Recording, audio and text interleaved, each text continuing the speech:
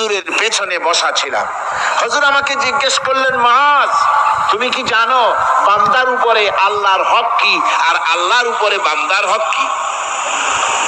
কুলতু আল্লাহু ওয়া রাসূলুহু আ'লাম। বললাম আল্লাহ এবং তার রাসূল খুব ভালো জানেন। আমি কি করে জানবো? আল্লাহ এবং তার রাসূল খুব ভালো জানেন।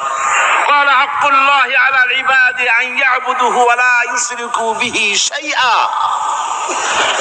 বান্দার হক হচ্ছে আল্লাহর উপরে এই যে বান্দা গোলামি করবে আল্লাহ, ইবাদত করবে আল্লাহ, আর আল্লাহর সাথে কাউকে শরীক স্থাপন করবে না।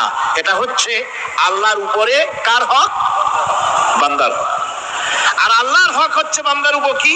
ওয়া হাক্কুল ইবাদি আলাল্লাহ আল্লা ইউআযযিবা মান লা ইউশরিকু বিহি শাইআ। বান্দার উপরে আল্লাহর হক হচ্ছে যে বান্দা আল্লাহ